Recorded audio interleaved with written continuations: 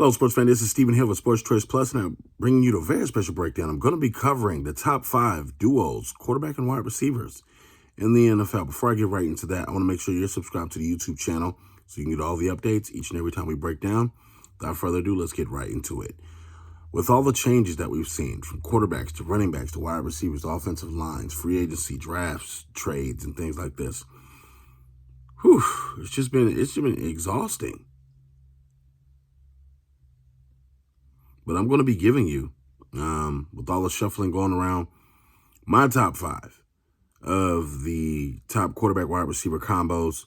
And again, it doesn't just base off of stats. It doesn't just based off of, what happened last year. This is just in general. This is what's to look forward to for at least the next year and a half to come. And I'm going to start off at number 5, Joe Burrow and Ja'Marr Chase. When you look at Joe Burrow and Ja'Marr Chase, yes, they did make it to the Super Bowl. Yes, they almost won. Just a couple of minutes away from winning the Super Bowl. But I will say this. To get here, you have to do a lot to get on this list. Their chemistry from college at LSU has transferred over to the NFL. It's undeniable. The ability to make sure that Ja'Marr Chase is comfortable is a big part of why Joe Burrow is on this list. The ability to command the offense and not only make sure his teammate is involved, but also to elevate his game. We saw as a rookie, if this is how he plays as a rookie, imagine how Ja'Marr Chase is going to play as a second-year pro, third-year pro, fourth-year pro. And to just see Joe Burrow in his transformation, not just leaning on one receiver, but getting everybody involved in the offense, but still getting Ja'Marr Chase involved to the point where he's the best wide receiver on the team. That's why they're there at number 5. Coming in at number 4, you know that guy in Kansas City, Patrick Mahomes, and also his sidekick, Tyreek Hill. When you look at Cheetah and his ability to get open, his route running, his speed, it's a number of things that just pop for this wide receiver combo with the quarterback. Patrick Mahomes, it feels like, cannot outthrow Cheetah. It doesn't matter where Tyreek's going. It feels almost impossible to outthrow him. When you take out routes, and you can stretch out routes to go anywhere, when you take dink and duck routes, slants, when you can do all these things, and no, he may not be the best blocker, no, he may not be the best as far as screen runner or anything like that, but he does a lot of things well for Patrick Mahomes to be able to look good. When I look at exactly how he stretches a defense, even as a decoy, it's impressive. It's very impressive. Tyreek Hill brings a subtle twitch to the offense, and then that allows Travis Kelce to do his thing. That allows the running backs to be able to even run the ball because they have to all of a sudden worry about Tyreek Hill going deep. He's taking 2 to 3 defenders per play and getting the attention of the defensive coordinator the night before. He's making people lose sleep. So that's why they're at number 4. Number 3, Kirk Cousins and Justin Jefferson. This combination has been budding. This combination has been growing. This combination has been picking up steam, and you see exactly why the Minnesota Vikings had any point in chance of making the playoffs was because of these two combinations. Kirk Cousins understands what Justin Jefferson needs and wants, the way he wants the ball thrown and where he wants the area thrown to. Kirk Cousins is efficient in doing what he does. He does a lot of stat stuffing, but this guy, Justin Jefferson, does a lot of the catching. When you look at Justin Jefferson and his ability to be able to elevate against top premier defenders, that's where we're starting with this. Kirk Cousins, as a quarterback, is not top 5, he's not top 10, not top 15 probably, but he's serviceable. But with Justin Jefferson on the side, you literally have a whole different combination of wide receiver, and that elevates this team.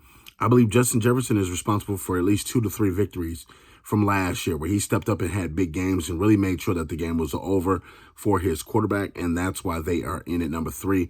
Justin Jefferson's body of work is impressive, and I think that he's taking that next step each and every year to get better, and I like what I see out of Minnesota. So it's a lot of combinations, but these guys came in number 3.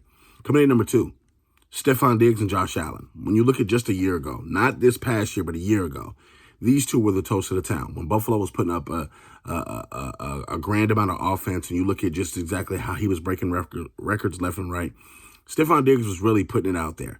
He was really leaving it on the field each and every game. And this year he was doing the same thing. You know, they had a couple of less wins, but his production is still showing you exactly why he's the number 1 guy. His production, even with no-name receivers like Cole Beasley on the side and things like that, the Buffalo Bills offense was still primarily Stefon Diggs. Let's be clear. Running the football didn't work, throw to Stefon Diggs. Throwing little screens and slants to other receivers didn't work, throw to Stefon Diggs. So it's tough. It's very tough, but this combination lost a little steam last year, but it picked up steam going into this year. And I think overall, both these players have something more to prove.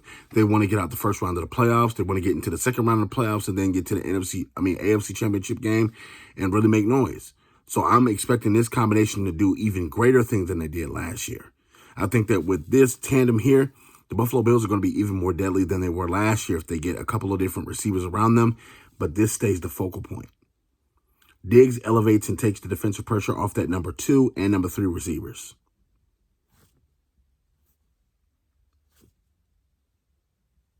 So, coming in number 1, after a record-breaking season, this was on the cusp of breaking out sooner if Cooper Kupp didn't get hurt. Cooper Kupp and Matthew Stafford. With that offense and the freedom that they have to play open and the ability to go anywhere with the football, Cooper Kupp basically is a slant receiver. He gets open. He's in a slot. He's doing whatever he wants to do. He gets out the slot, does whatever he wants to do. He finds a way to get open. He finds a way to put his pattern on a defense to where they can't stop him. They can't slow him down.